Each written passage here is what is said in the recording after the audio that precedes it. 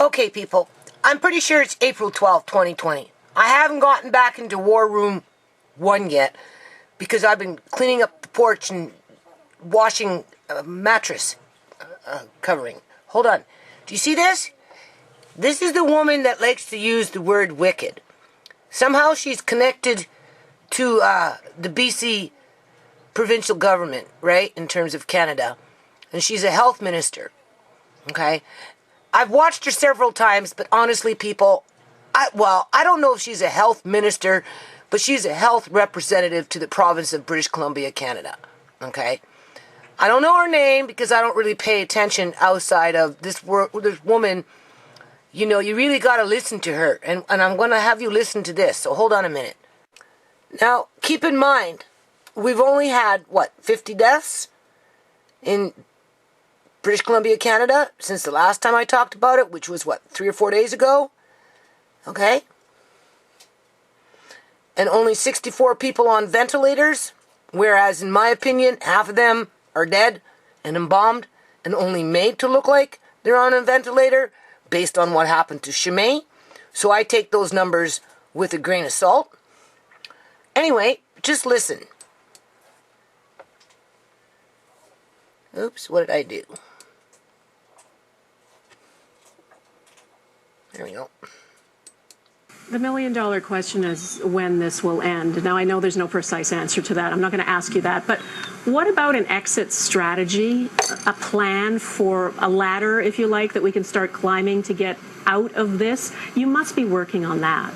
Absolutely. And in the same way that we were watching China, we were watching Italy, we were watching Singapore, Hong Kong, Germany, we're now watching them and seeing where, in some ways, again, we have the luxury of everybody else going before us. Right now, of course, we are still very much in the middle of things in the United States and across Canada. But we are seeing what measures others are doing and how it works. So clearly watching Wuhan very closely, where they've just lifted the restrictions quite a lot. To it. Just hang in there. And we have the luxury of some modeling. We have some really brilliant minds that have been looking at this, looking at what we might think of over time. And yes, we are planning from the very first day we put the first measures in place. My goal and my aim and our direction to people was, all right, what do we need to know that we're in a place where we can stop doing some of these things? I think the reality is that some things are going to change for a long time, maybe 18 months, maybe years. Did you hear that? Things around distancing, things around cleaning our hands regularly. Distancing for 18 months, maybe years, people. That safe distance between us. Until we have herd immunity or community immunity, whether that's because people have been infected or hopefully because we have a vaccine this is coming out of British Columbia, Canada. With this virus, we're going to... This woman is a nobody.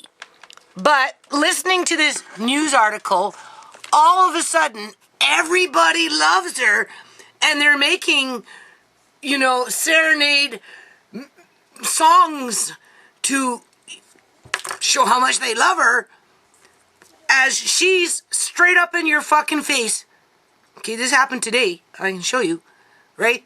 Or just recently, telling you that you have to social distance. You. In British Columbia, Canada. And if it's happening in British Columbia, Canada, you know it's happening somewhere else because they're using the same playbook, people. These are people that already have fat bank accounts. And they're getting fatter by the minute. Okay? Because there is an underground economy, I can't stress it enough, that is flourishing. Right? Because the people who are supposed to protect us are not. They're on their purge, people. Okay?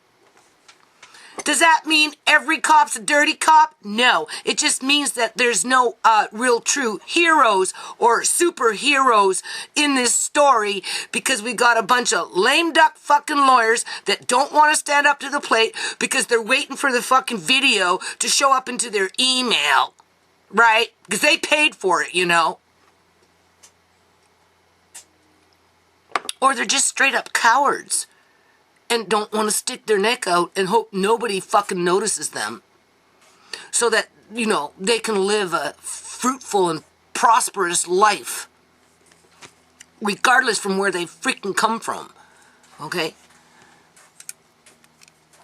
I can't believe that woman expects me to go out into my community for the next 18 months or years and social distance myself from my neighbors, as this woman who likes to use the word wicked, but plays from one playbook, people.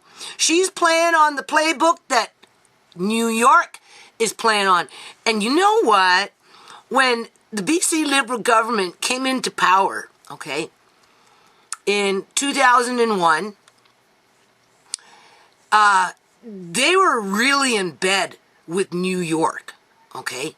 Because if you go back into their legislative assemblies where they have their debates and you watch and you listen, like we're going back 2001, 2002, right?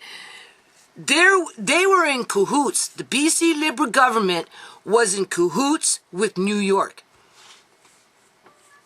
Because a lot of the legislation that was brought in under the BC Liberal government back in those years came directly from American politics, and welfare reform just happened to be one of them.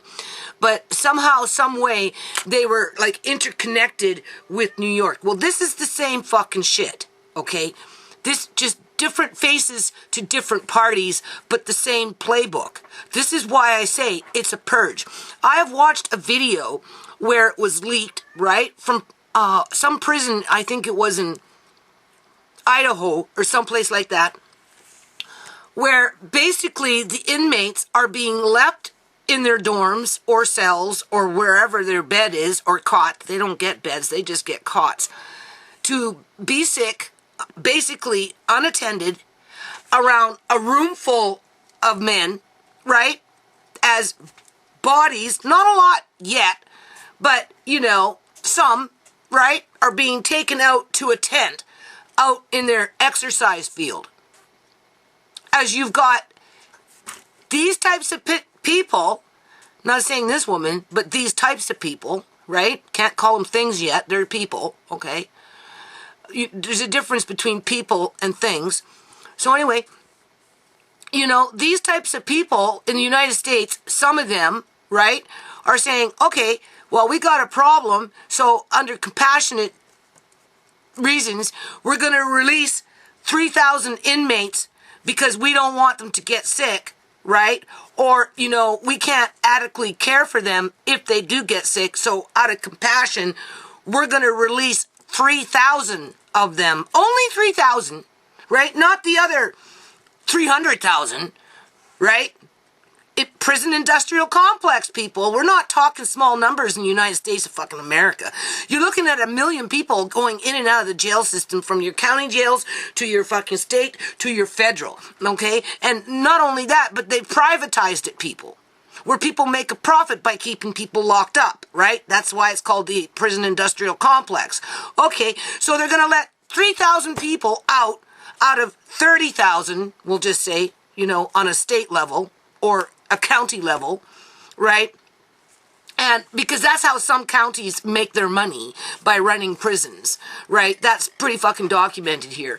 And then you've got these kind of people that I just showed you coming in with their playbook, people, right? And now they're fining people for not social distancing from each other, as you've got other people, right, putting out the, well, if we give it to you gently, it won't be so painful when you actually have to social distance yourself from your friends and your neighbor and your family members and your co-workers and anybody that you come into contact for the next several years, because you heard her say it. She said, well, maybe 18 months, maybe years. Who the fuck is she with her wicked self to sit up there and say, I can't interact with my community for years, and I have to teach my children to be paranoid based on 50 people dying from a lung infection that I'm not saying, okay, everybody go out and just, don't wash your hands. But then on the other hand, I don't like living in a fucking paradox either, people. I like to live in reality. This woman brings a very distorted fucking reality. But she's playing the playbook that other people like her in other provinces and other fucking states like New York are feeding you the same okie dokie as they are blindsiding you and harvesting your children and your loved ones because there is nobody to monitor them. They got you exactly where they fucking want you. And if they're harvesting us now, which they are, and I've said it before, and I will say it again, this is why I push back hard on these videos, people.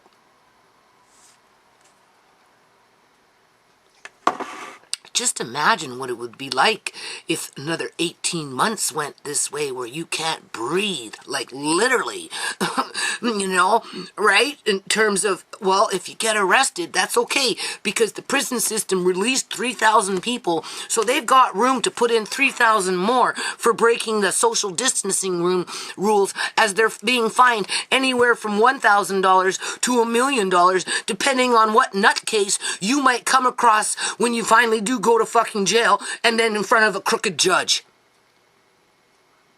And then your ass is grass, is sent to fucking jail, and your whole life is what? Down the tubes? And then when people start committing suicide, they will completely ignore it because suicide isn't a problem. If anything, it's a solution for them because all you have to think of is ShaMay. Oh, well, it says right here, ShaMay was suicidal, and therefore she, just started to snort cocaine at 8 o'clock in the morning before she went to sleep, and it just so happened to have our fucking drug in it that we never do shit about because we like dead bodies coming in.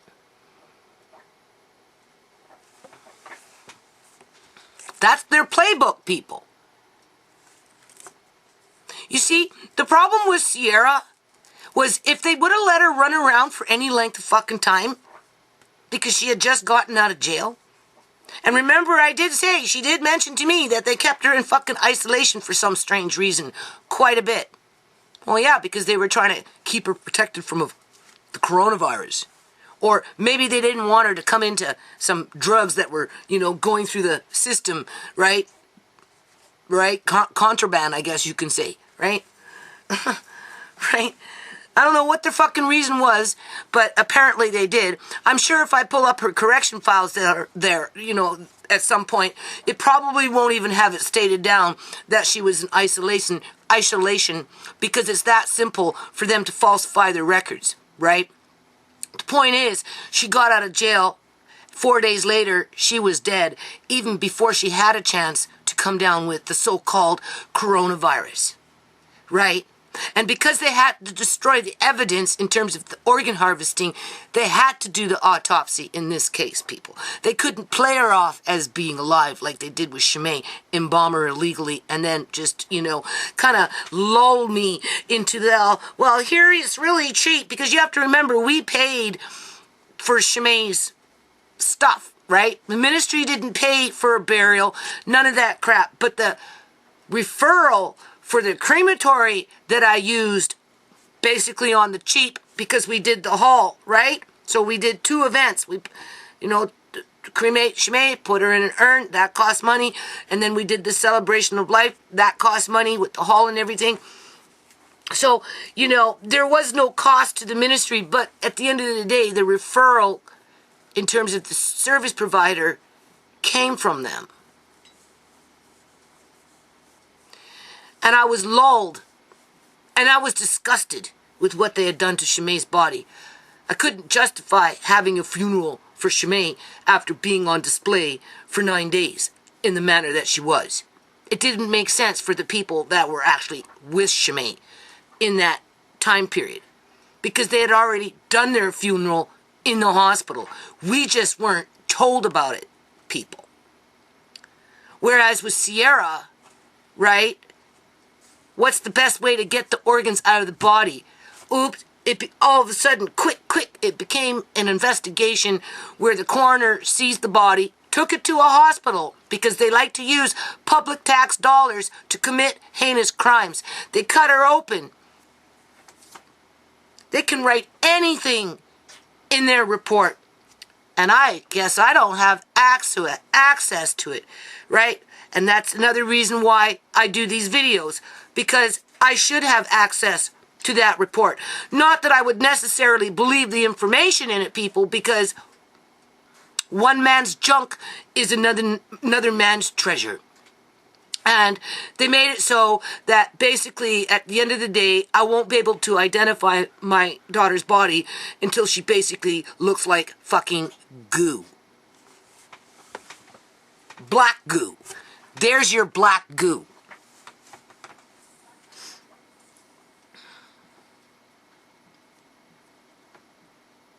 Right? So they win. They got their organs. They got them clean. She got out of jail on the 24th, was dead by the 28th. She had no time to get no infections of any fucking kind. Right? She had her handler with her. All of a sudden, he mysteriously showed up. All of a sudden, he mysteriously offered something that the judge said she had to get. Right? And then all of a sudden, she was dead. And then all of a sudden, you've got all these shady people fucking faking the funk. Right? Lying. Straight up lying if they're not smiling. Like that cop when I drove up and I took the picture of the house. She was fucking standing there smiling at me, people. Why? You heard me say, why are you smiling? Right? Because why? Why would that cop, that female cop, stand there and ask me why well, she didn't ask me anything. She was just standing there looking at me fucking smiling to the point I looked at her and said, why are you smiling? Like, this shit isn't funny. But that's the thing. It is funny to them because it's a purge. Okay, so there you go. You can see the date. There it is right here. Right? It's more than 66 minutes. It's like already, if I was to refresh the page, let's see how long, because I've been talking. Because I'm listening to this, and I can't believe that this person is sitting up there trying to say this shit. 96 minutes ago. Okay? Where are we? There we go. Right there. Okay? Seriously. Are you prepared to be paranoid for the next 18 months to 3, 4, 5, 6 years from every person that you come into contact with, as you've got a cheerleading team that's probably sitting on big fat bank accounts, cheering this lady on with her wicked words to hammer us all into a coffin and then start just slowly screwing in the nails. Fuck, screws. Fuck the nails. She's screwing this shit in slowly but surely, right? You know?